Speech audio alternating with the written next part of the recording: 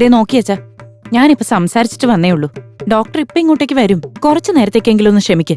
അല്ല അത് ഞാൻ അല്ലല്ലല്ല, അത് എന്താ എടി, നീയെങ്കിലും ഒന്ന് പറഞ്ഞു കൊടുക്ക്. അമ്മയെ അച്ഛൻ വിളിക്കുന്നു. ആ ഇങ്ങതാ. ഹലോ, എന്താടി നടക്കുന്ന അവിടെ? അച്ഛൻ ദേ വീണ്ടും മൃദംഗം വായിക്കാൻ തുടങ്ങിയിട്ട് നിർത്തുന്നേ ഇല്ല. ഭയങ്കര ശല്യ. അച്ഛന് ദേഷ്യം വരാതെ എങ്ങനെ മൃദംഗം വായിക്കാൻ സാധ്യതയില്ലല്ലോ. ആരോടാ ദേഷ്യം? ഡോക്ടർ ഇതുവരെ ചെക്കപ്പിന് വന്നില്ലെന്നും പറഞ്ഞ. നിന്റെ മോനെവിടെ പേടി? മെഡിക്കൽ ഷോപ്പ് വരെ ഒന്ന് പോയേക്കുക. ശരി ശരി. ആ എന്നാ ഞാൻ വെക്കട്ടെ. വെച്ചേക്ക്. അയ്യോ അച്ഛാ, അയ്യോ. ആരെ അദ്ദേഹത്തിന്റെ കയ്യിൽ ഇത് കൊടുത്ത്? ഞാനാ ഡോക്ടറെ. കൊട്ടിയതൊക്കെ മതി. ഇങ്ങ് തന്നെ ഇത് പിടിക്കും. ഇത് നിങ്ങളോട് കൊടുക്കരുതെന്ന് പറഞ്ഞിട്ടുള്ളതല്ലേ? അങ്ങനെയല്ല ഡോക്ടർ, ഇഞ്ചക്ഷൻ കൊടുക്കാൻ അടുത്തേക്ക് ചെന്നാ മതി. പിന്നെ എന്റെ പിന്നാമ്പുറത്താ കോട്ടല്. What nonsense. അല്ല അങ്ങനെയല്ല ഡോക്ടർ, എന്റെ മുതുക് മൃദംഗമായിട്ട് കണ്ടാ പിന്നെ താളം പിടിക്കല്, അതാ ഉദ്ദേശിച്ചത്. ഇങ്ങോട്ട് നോക്ക്. ഇദ്ദേഹത്തിന് എത്ര വയസ്സായെന്നറിയോ? എഴുന്നേറ്റ് നടക്കാൻ പോലും പറ്റുന്നില്ല. പാവം. ഈ മനുഷ്യനെ കുറിച്ച് ഇല്ലാത്തതിനെ പറയുന്നത്. രാവിലെ നടക്കാൻ പോയിരുന്നോ? ആ നടന്നു ഡോക്ടർ. ഞാനാ ഇദ്ദേഹത്തെ നടക്കാനായിട്ട് പുറത്തേക്ക് കൊണ്ടുപോയത്. Very good. ഇതെവിടെ നോക്ക്. ഞാൻ തരുന്ന മെഡിസിൻസ് ഒക്കെ കറക്റ്റ് ആയി കഴിച്ചോണം. ഒരു മാസം കഴിഞ്ഞ് എന്നെ ഒന്നൊന്ന് കാണണം. ഉറപ്പായിട്ടും വന്നോളാം. പിന്നെ മാഡം, അദ്ദേഹത്തിന് വേറെ കുഴപ്പമൊന്നുമില്ല. ടെൻഷൻ ആവുന്ന കാര്യങ്ങളൊന്നും അദ്ദേഹത്തെ ഇപ്പൊ അറിയിക്കണ്ട. ഓൾറെഡി ഒരു ഹാർട്ട് പേഷ്യന്റ് അല്ലേ, നല്ലതുപോലെ ശ്രദ്ധിക്കണം. എന്നാ ശരി, ഞാൻ പോട്ടെ. ഇവിടെ നോക്ക് സാർ, ഒരു 20 ദിവസത്തേക്ക് പഴയതുപോലെ അമ്പലവും കുളവും എന്ന് പറഞ്ഞ് കറങ്ങി നടക്കരുത്. പ്രായമായി വരല്ലേ, വീട്ടിലിരുന്നുള്ള പൂജയും കാര്യങ്ങളൊക്കെ മതി. ഇനി മുതൽ അങ്ങനെ ആവാം. എന്നേ പോട്ടെ. മഹേഷ്, 204 പേഷ്യന്റ് എങ്ങനെയുണ്ട്? എത്ര മണിക്കാ ഡിസ്ചാർജ്? 11 മണിക്ക്. എങ്കിൽ ശരി, 500 രൂപ അടച്ചിട്ട് വാ. അതെ, എത്ര മണിക്കാ ഡിസ്ചാർജ് പറഞ്ഞിരിക്കുന്നത്? 11 മണിക്ക്. ശരി, പോകുമ്പോ 200 രൂപ തന്നിട്ട് പോണേ. ഹലോ, അല്ല നിങ്ങളുടെയൊക്കെ ഉദ്ദേശം എന്താ? ഗവൺമെന്റ് ഹോസ്പിറ്റലിൽ ചോദിക്കുന്ന പോലെയാണല്ലോ ചോദിക്കുന്നത്. ടിപ്സ് ഞങ്ങളുടെ ഇഷ്ടത്തിന് ഞങ്ങൾ തരണം, അല്ലാതെ നിങ്ങളായിട്ട് ചോദിക്കാൻ നിൽക്കരുത്. അതിന് നിങ്ങളോട് ആരാ ടിപ്സ് ചോദിച്ചേ?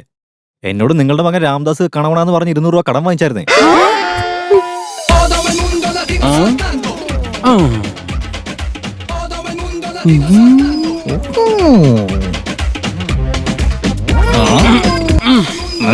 എന്തുവാണോ ഇത്? ഒരുമാതിരി കൊച്ചു പിള്ളേരൊക്കെ കാണിക്കുന്ന പോലെ. ബോസ്, ഞങ്ങളുടെ ശരീരം മാത്രമേ വളർന്നിട്ടുള്ളൂ, മനസ്സിപ്പോഴും കുട്ടികളെ പോലെ തന്നെയാ. ആ രാമ അവിടെ പോയി? അമ്പലത്തിൽ പോയിരിക്കാം. ഏത് അമ്പലത്തിലേക്കാ പോയെ? ഏത് അമ്പലമാണെന്നൊന്നും പറയാൻ പറ്റില്ല മോനെ. തിങ്കളാഴ്ച ശിവന്റെ അമ്പലത്തില്, ചൊവ്വാഴ്ച സുബ്രഹ്മണ്യ സ്വാമി, ബുധനാഴ്ച വീരഭദ്രൻ, വ്യാഴാഴ്ച സായിബാബ, വെള്ളിയാഴ്ച ചാമുണ്ടേശ്വരി, ശനിയാഴ്ചയാണെങ്കിൽ ശനീശ്വരൻ. രാത്രി ആവുമ്പോഴെങ്കിലും ഫ്രീ ആവോ? നോ, ഞായറാഴ്ച ചർച്ചിൽ പോവും. നന്നായിട്ടുണ്ടല്ലോ. അവന് മുത്തശ്ശനോട് ഭയങ്കര സ്നേഹമാണല്ലേ? സ്നേഹം കോപ്പൊന്നും ഉണ്ടായിട്ടല്ല, ചുള്ളത്തി പെമ്പിള്ളാരെ വായി നോക്കാൻ വേണ്ടി മാത്രം പോകുന്നതാ.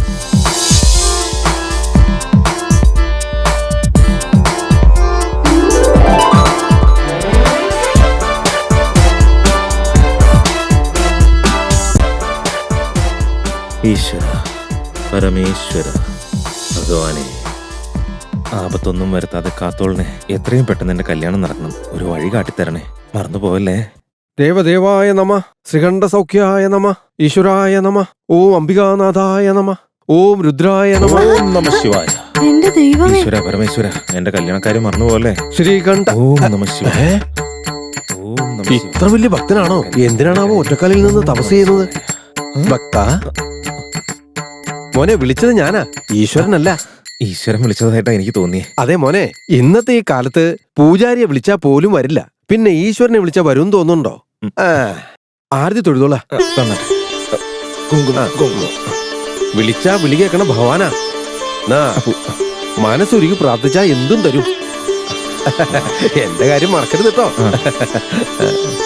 കല്യാണം പ്രാപ്തിരസ്തു. കല്യാണം നടക്കുമെന്ന് പറഞ്ഞില്ലേ? അതെ.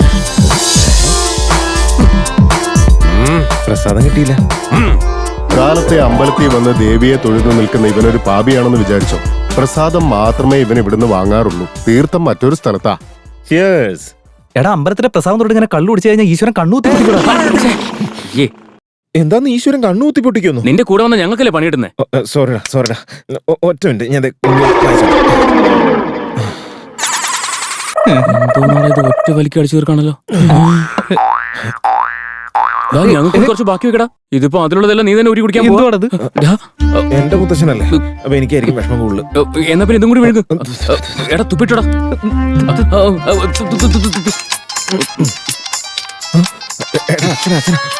സമാധാനമായിട്ട് കുടിക്കാൻ സമ്മതിക്കില്ല. അച്ഛാ, മോനെ നീ ഇതെവിടെ പോയതാടാ? മെഡിക്കൽ ഷോപ്പിലേക്ക് വന്നതാ അച്ഛാ. നമ്മുടെ റേഞ്ചിന് ഗവൺമെന്റ് ആശുപത്രി അല്ലേ മോനെ പറ്റിയത്? എനിക്കും അത് തോന്നിയായിരുന്നു. ഇതുവരെ 15 ലക്ഷം രൂപ കൂടുതൽ ചെലവായി മോനെ. അറിയാച്ചാ, കൊള്ളപ്പലിശയ്ക്ക് വാങ്ങിച്ചോണ്ടൊന്ന് അടച്ചോണ്ടിരിക്കുന്ന അറിയാലോ. ഇതൊക്കെ എനിക്ക് അറിയാവുന്ന കാര്യമല്ലേ. നിന്റെ മുത്തശ്ശൻ പലിശയ്ക്ക് പണം കൊടുത്തോണ്ടിരിക്കുന്ന കാര്യമൊക്കെ എനിക്കറിയാം. പക്ഷെ ആർക്കൊക്കെ എവിടെയൊക്കെ എപ്പോഴൊക്കെ കൊടുത്തിട്ടുണ്ടെന്ന് മാത്രം ഒരു പിടുത്തവും ഇല്ല. അതൊക്കെ ഞാൻ ചോദിച്ചു മനസ്സിലാക്കിക്കൊള്ളാന്നേ. മോനെ നീ അങ്ങേരെ സുരക്ഷിതമായി വീട്ടിൽ കൊണ്ടുവന്ന് ആക്കിയിട്ട് അങ്ങേരെ ആർക്കൊക്കെ പണം കൊടുത്തിട്ടുണ്ട്, എത്രയൊക്കെ കൊടുത്തിട്ടുണ്ടെന്നൊന്ന് അന്വേഷിച്ചേക്ക്. ഒരാളെ വിട്ടുപോകരുത്. കൊടുത്ത പണം മുഴുവൻ നമ്മൾ തിരിച്ചു പിടിച്ചാലേ നമ്മുടെ കടങ്ങൾ വീട്ടാൻ പറ്റുമോ മോനെ? മനസ്സിലായാലോ നിനക്ക്? ഓക്കെ അച്ഛാ. മറ്റൊരു പ്രധാനപ്പെട്ട കാര്യം കൂടി ഉണ്ടാ. ഒറ്റ മിനിറ്റ് ഒന്ന് ഹോൾഡ് ചെയ്യണേ. ഇനി പറഞ്ഞു അച്ഛാ. മുത്തശ്ശനോട് 15 ലക്ഷം രൂപയിൽ കൂടുതൽ ചെലവായി എന്ന് പറയണ്ട കേട്ടോ. ഞാൻ അങ്ങനൊന്നും പറയില്ല. നിനക്കറിയാലോ അങ്ങേര് ബർഗറും പിസയൊക്കെ കണ്ട വെള്ളം ഒലിപ്പിച്ച് നടക്കുന്ന മഹാദരിദ്രവാസിയാണെന്ന്. അതൊക്കെ എനിക്ക് അറിയാവുന്ന കാര്യമല്ലേ. നീ ആദ്യം വീടിന്റെ ആധാരം അതാരുടെ പേരിലാ എഴുതിയിരിക്കുന്നെന്ന് ഒന്ന് ചോദിച്ചേക്ക്. എന്നിട്ട് കൈയോടെ അതവിടെ നടിച്ചു മാറ്റേ. വളരെ സൂക്ഷിക്കണം, ആരും അറിയാൻ പാടില്ല. വേറെ ആരും അറിയില്ല അച്ഛാ. ആ പിന്നെ നമ്മുടെ മുത്തശ്ശനെ ഒരു ആംബുലൻസ് വിളിച്ച് വീട്ടിലേക്ക് കൊണ്ടുപോയാൽ മതി കേട്ടോ. അതിനുള്ള കാശ് എന്റെ കയ്യിലുണ്ടല്ലോ. ആ കാശുകൊണ്ട് 9,000 രൂപയുണ്ട്. ആരുടെ അവിടെ തുപ്പിയത്? ഒന്നുമില്ല അച്ഛാ, വായിലൊരു പ്രാണി പോയതാ. ആ എന്നാ പിന്നെ ആയിക്കോട്ടെ മോനെ. ഇവന്റെ കയ്യിൽ ഇഷ്ടം പോലെ പൈസ പെട്ടെന്ന് വിട്ടോ.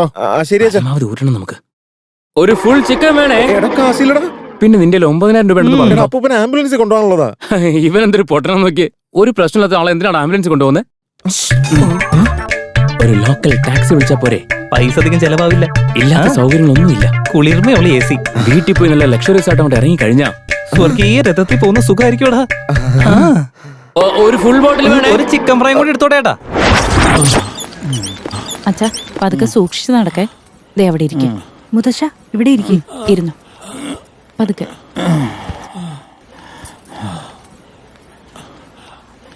അല്ലാതെ നമ്മുടെ ഒരു സാഹചര്യം വെച്ച് ഇത്രയും വലിയൊരു ആശുപത്രി വേണമായിരുന്നു? ഇതൊക്കെ വെറുതെ അനാവശ്യ ചെലവല്ലേ? ഏതെങ്കിലും ഗവൺമെന്റ് ആശുപത്രി പോയാൽ മതിയായിരുന്നു. അല്ല എത്ര ചെലവായി? ചെലവൊക്കെ നിസ്സാരേ ആയുള്ളൂ. അതിന്റെ കാര്യം എന്താന്ന് വെച്ചാലേ, നിങ്ങളുടെ മോൻ ജോലി ചെയ്യുന്ന കോടതിയിലെ ജഡ്ജില്ലേ, അദ്ദേഹം ഈ ഹോസ്പിറ്റലിന് വളരെ വേണ്ടപ്പെട്ട ഒരാളാ. അതുകൊണ്ട് മെഡിസിൻ എത്ര രൂപ ചെലവാകുന്നോ അത് മാത്രം കൊടുത്തിട്ട് പോകാനാ പറഞ്ഞത്. സത്യമാണോ? എന്നാ ഒരു 4 ദിവസം കൂടെ നിൽക്കായിരുന്നു. അമ്മേ ദേ വരുന്നുണ്ട് അമ്മയുടെ പുന്നാര മോൻ. അമ്മ മുത്തശ്ശനെയും കൂട്ടി വാ. വാച്ചാ എനിക്ക് പതുക്കെ. കള്ളു കുടിച്ചിട്ടാ വന്നല്ലേ? നീ എന്തിനാ അത് പണത്ത് നോക്കുന്നേ? എന്നാലും ഹോസ്പിറ്റലിലേക്ക് വരുമ്പോഴെങ്കിലും ആദ്യം ഈ ബാഗ് എടുത്ത് കാറിൽ വെക്കും. വീട്ടിൽ പോയിട്ട് നന്നായിട്ട് റെസ്റ്റ് എടുക്കണം. മൃതംഗം വായിച്ച് കഷ്ടപ്പെടുക. കൈ കൊട്ടുകൊണ്ട് പിടിച്ചങ്ങോട്ട്. അയ്യോ എന്റെ ദൈവമേ, നിന്റെ അച്ഛൻ ആംബുലൻസ് വിളിച്ചോണ്ടിരാനല്ലേ പറഞ്ഞത്? നീ എന്തിനാ ടാക്സി വിളിച്ചിട്ട് വന്നേ? ഇവിടുന്ന് സമാധാനമായിട്ട് പോവാലോന്ന് കരുതിയിട്ടാ. എടാ എന്താ ഈ കാണുന്നേ? ഇത്രയും ചെലവഴിച്ച് ഈ ഒരു വണ്ടി എന്തിനാ വിളിച്ചോണ്ട് വന്നേ? വെറും 10 രൂപയ്ക്ക് ട്രാൻസ്പോർട്ട് ബസ്സിൽ പോകാൻ പാടില്ല. അത്രയും ബുദ്ധിമുട്ടാണ്. ഞങ്ങളെല്ലാം കൂടെ താങ്ങിക്കൊണ്ട് പോയാ പോരെ? ആവശ്യമില്ലാതെ വഴിയിൽ നിന്ന് സംസാരിക്കില്ല. കാറിലേക്ക് കയറി നമുക്ക് അവിടെ പോയിട്ട് സംസാരിക്കാം. വാ കേറ് മുത്തശ്ശ. എന്ത് ചെയ്യാനാ? അയ്യോ ചേട്ടാ, ഇതിനകത്ത് മുഴുവൻ ചന്ദനത്തിരിയാണല്ലോ. എന്റെ മുന്നിൽ ചന്ദനത്തിരിയുടെ മണം അടിച്ചില്ലെങ്കിൽ എനിക്ക് വണ്ടി ഓടിക്കാനായിട്ട് ഒരു മൂടും കിട്ടത്തില്ലെന്നേ. ആ കേറിക്കോ. കേറച്ചാ പതുക്കെ സൂക്ഷിക്കണം മോനെ. ഉടഞ്ഞു പോകല്ലേ. വീട്ടിലത്തെ കിടക്കുമ്പോ വെക്കടാ. ദേ സാധനങ്ങളൊക്കെ സൂക്ഷിച്ചു വെക്കണം. പിന്നെ കൊച്ചു കുഞ്ഞല്ലേ.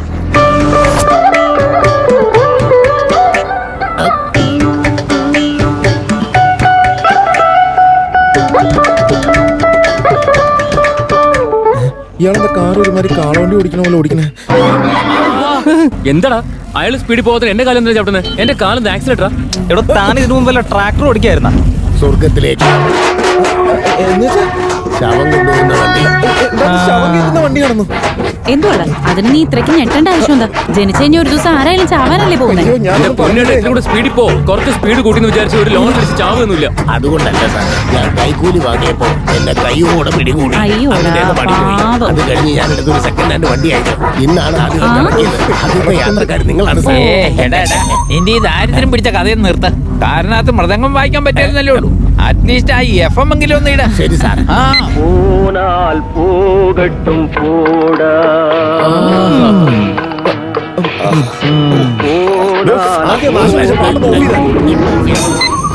നല്ല പാട്ടായിരുന്നു. എടോ ഇങ്ങനെ ഉരുട്ടിക്കൊണ്ട് പോവാതെ ഒന്ന് വേഗം അങ്ങോട്ട് പോട്ടെ. ശരി സാർ. എന്റെ ദൈവമേ, എന്താ ഇങ്ങനെയൊക്കെ സംഭവിക്കുന്നത്? മുത്തശ്ശൻ പറയുന്നത് പഞ്ഞിമത്തെ കിടക്കുന്ന പോലെ ഉണ്ടെന്ന്, ഇയാള് പറയുന്നത് ശവം കയറ്റിക്കൊണ്ടിരുന്ന വണ്ടിയാണിതെന്ന്. ശവവണ്ടി അലങ്കരിക്കുന്ന പോലെ മുമ്പിൽ മാലയൊക്കെ വെച്ചേക്കുന്ന കണ്ട. ആ ഊള ചന്ദനത്തിരുന്ന മണം അടിച്ചിട്ട് എനിക്ക് വാള് വെക്കാൻ വരും. എന്തൊരു കഷ്ടമാണ് ഇത്. ഓ എന്റെ ദൈവമേ, എന്റെ മനസ്സിലെന്താ ഇങ്ങനെയൊക്കെ തോന്നണേ? ഇനി ചിലപ്പോ മുത്തശ്ശൻ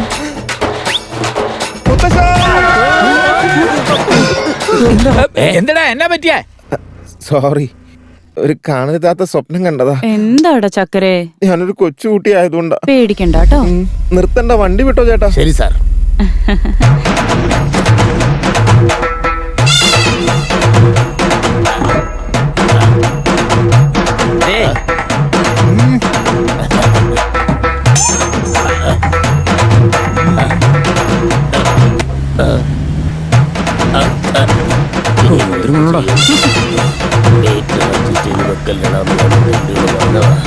വണ്ടിയുടെ ടയറിനെ കണ്ട് വേഗത്തിലാണ് ഓടുന്നത്.